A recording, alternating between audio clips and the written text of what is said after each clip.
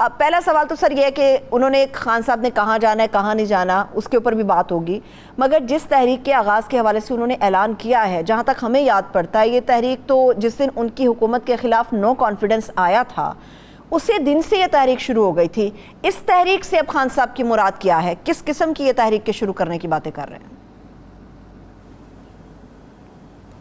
अभी उसके खदोखाल तो उन्होंने वाजे नहीं किए, थोड़ी बहुत बात ज़रूर हुई और उनके जो लीडरों ने कहा कि जी हम ज़ाहिर है पंजाब में उनकी हुकूमत है, कश्मीर में भी है और गिलगित बल्तिस्तान में भी है और इसके अलावा KPK में भी है, तो एक न्यू सेंस क्रिएट कर सकते हैं। क्योंकि अब जो प्रोविंशियल जो कि एडमिनिस्ट्रेशन है वो तो ज़ाहिर है इन सूबों में उनके पास नहीं है, हर चंद के उसको वो काबू में करने की कोशिश कर रहे हैं। ये जो आपको टग ऑफ वार नज़र आ रहा है IG पंजाब के मसले पर, लेकिन बहरहाल सूबों में CM साहब मौजूद हैं, 18वीं तरमीम भी हो चुकी है, सूबों में अब और ज़्यादा पावर्स आ गई हैं और उसके अलावा दोनों ही एक दूसरे के लिए प्रॉब्लम क्रिएट कर सकते हैं। मगर पंजाब में तो अब CM चौधरी परवेज़ इलाही ही बैठे हैं और मेरी इतला ये है कि जो एक तस्वर देने की कोशिश हो रही थी कि वो शायद कंप्रोमाइज है, ऐसा कुछ नज़र नहीं आता।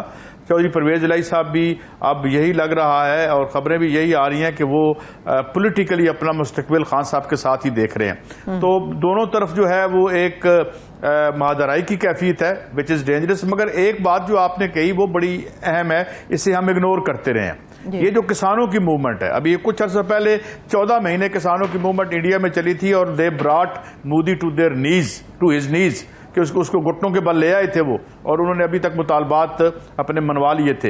ये जेन्युइन मूवमेंट्स हैं वो जो मैं ये नहीं कहता बाकी इन जेन्युइन है। खान साहब की मूवमेंट एक नेशनलिस्ट मूवमेंट है, एक नेशनलिस्ट पॉपुलिज्म है और वो एक बहुत ही पॉपुलर इस वक्त लीडर हैं आज की तारीख में।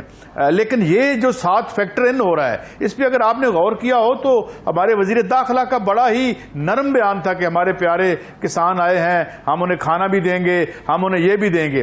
इसमें गवर्नमेंट की जो अंडरस्टैंडिंग है वो ये है कि ये जो माशी दबाव की वजह से तबकात बड़े अरसे बाद मुतहरक हो रहे हैं, ये अगर खान साहब के साथ जुड़ जाते हैं तो ये वही तबके हैं जो जुल्फकार अली भुट्टो के पीछे थे और ये बड़े मिलिटेंट होते हैं। ये उस वक्त तक लड़ते रहे जुल्फकार अली भुट्टो के जो थे लोग, जब तक खुद उनकी अपनी पार्टी की लीडरशिप ने उन्हें शिकस्त नहीं दे दी। तो ये एक बड़ी नाजुक सिचुएशन डेवलप कर रही है। खान साहब बेपनाह क्राउड पुल कर रहे हैं और अगर वो चल पड़ते हैं तो एक बड़ी नुइसेंस होगी। दूसरी तरफ मेरे पास खबरें ये हैं कि बराह रास्त लंदन से जो कहा गया है राना सनाउल्लाह साहब को कि वो आखिरी हद तक जाएं, तो अगर ऐसी अनटूवर्ड सिचुएशन क्रिएट हो गई एक माशी बोरान के दरमियान, तो फिर अल्लाह ताला हमें अपने हिफ्ज़ व अमान में रखे। जी सरबत सही है, ठीक है। सईद काजी साहब, इस्लामाबाद की या विफाक की जिस तरह से भट्टी साहब ने बात की है, इमरान खान साहब के इकदाम में कुछ क्लैरिटी कुछ चीज़ें वाजे नहीं है। जिस तरह से उन्होंने कहा कि जी तहरीक का आगाज़ हो रहा है मगर कॉल नहीं दी। अब कॉल देंगे तो इस्लामाबाद जाएंगे या नहीं जाएंगे? पूरा इस्लामाबाद तो कंटेनर से भर दिया गया है। इस्लामाबाद के अंदर वो चढ़ाई करेंगे या नहीं करेंगे, या खुद ही से किस तरह से एज्यूम कर लिया अगर इस्लामाबाद को एक बिल्कुल जेल की शक्ल दे दी गई है? देखिए, अभी तो तहरीक शुरू भी नहीं हुई, खंदकें जो हैं वो खुदनी शुरू हो गई हैं। अगर वो खंदकें खोद के खुद ही महसूर कर लेंगे अपने आप को, तो आधा काम तो खान साहब का हो गया। देखिए ना, एक कैपिटल है, उसके 3-4 अगर आप जो आर्टरीज हैं, सड़कें जिन्हें आप कह लें, वो आर्टरीज बंद हो जाती हैं, सस्पेंड हो जाती हैं, तो क्या उससे कहां पे रह जाएगी आपकी हुकूमत और आप क्या करेंगे? दूसरी बात यह है कि he is immensely popular. There is every likelihood कि उसके साथ बेशुमार बंदा पंजाब से निकल आएगा, उधर से निकल आएगा, और पर्टिकुलरली जब वो डंडा नहीं होगा जो 25 मई को चला था, तो वो निकल आते हैं, और एक दफा वो निकल आते हैं तो फिर आप क्या करेंगे? कितनी लाशें गिराएंगे? जो आखिरी हद का क्या मतलब है? मेरी खबर की तस्दीक की भट्टी साहब ने भी और मुझे भी। तो आप क्या कर लेंगे? तो ये they are playing with fire.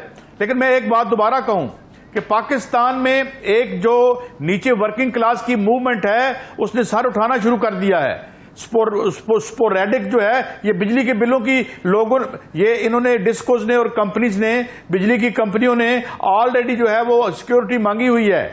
मतलब आप क्या, ये कौन लोग हैं? मुझे समझ नहीं आती कि इनको अंदाजा इस महीने के 3 तारीख को आलमी मालियाती इदारे ने वार्निंग जारी की है कि आपके यहां मूवमेंट बनने वाली है, जो कि फिलहाल खान साहब अगर उसकी लीडरशिप ले लेते हैं तो और लीथल हो जाएंगे। क्योंकि वर्किंग क्लास बड़ी बड़ी जो है उसकी मूवमेंट्स मिडिल क्लास से डिफरेंट होती हैं, वो बड़ी लीथल होती है, वो बड़ी बड़ी हार्ड। अगर जिन्होंने 68 69 की मूवमेंट देखी है और जो लोग मार्शल लॉ से लड़े थे, वो एक हुर्रियत की अजीब बड़ी दास्तान थी। तो इसलिए this is a perfect recipe for disaster जो कुछ हो रहा है। जो हुकूमत में बैठे हैं उन्होंने जो एक अजीम जमहूरी मकसद है वो तो हो गया कि आपके रेफरेंस वापस हो गए। आज खैर से जो है वो हमारे जो हैं एहसन इकबाल साहब, उनकी भी बर्रियत हो गई, और जो इस वक्त नैब के चेयरमैन आए हैं वो भी किसी से ढके छुपे नहीं है, बड़े शरीफ आदमी है, बड़े आला इंसान है, बड़ा अच्छा माजी रखते हैं अपना। तो अब जाके नैब वाले जो हैं वो प्रोसिक्यूटर जाके जमाइयां लेते हैं अपना और अदालतों से जाड़े खा लेते हैं। अब उनका कोई और मकसद होगा या क्या मामला होगा, तो ये इनका मकसद है। दूसरा मकसद क्या है, और एक और मैं आपको बात दिलचस्प बताऊं जो शहबाज शरीफ साहब को कही गई वहां पे, और ये शायद भट्टी साहब इसको कंफर्म करें, उन्होंने सख्ती से कहा है कि मरियम साहिबा को पासपोर्ट दिलवाएं। नवाज शरीफ साहब को एहसास है कि किस किस्म का युद्ध मच सकता है यहां पर क्या खेल हो सकता है, इसलिए उन्होंने कहा है कि do what ever you can, और जो है वो पासपोर्ट दिलवाएं हमें। तो ये यहां हालात है। और मैं अब आप तीसरी बात करता हूं, OLCs आपकी बंद हो गई हैं, टमाटर इंपोर्ट करने के पैसे नहीं है आपके पास ईरान से और अफगानिस्तान से। और एक नई खबर आई कल कि मुमकिन है आपके इंटरनेट की लोड शेडिंग हो, आपके टेलीफोन की लोड शेडिंग हो, कि कोई डॉलर नहीं है देने के लिए।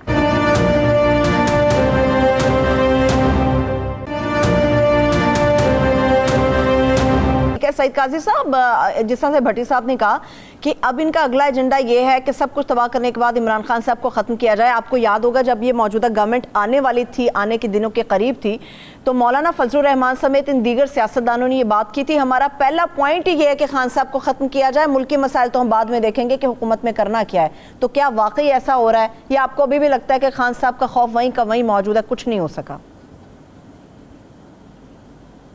देखें, कॉमन सेंस जो है लोग कहते हैं बड़ी अनकॉमन होती है। ये इमरान खान इस वक्त क्या कर रहा है? इस वक्त जो मुल्क टोटल एनार्की में नहीं जा रहा, उसने जो झूठी सच्ची उम्मीद और आस जिंदा रखी हुई है, लोगों को अपने इर्द गिर्द उस पर खड़ा कर रखा है। इन्हें अंदाजा नहीं है कि खान की एब्सेंस जो है वो क्या कर सकती है। अभी इस वक्त मैं आपको बात बताऊं, ये जो प्योरली माशी एजेंडे पे मूवमेंट नहीं बन रही, नेशनलिस्ट एजेंडा है। अभी इमरान खान ने एक्सप्लेन नहीं किया आजादी क्या होती है। ये उनसे हमें पूछना चाहिए आजादी क्या होती है।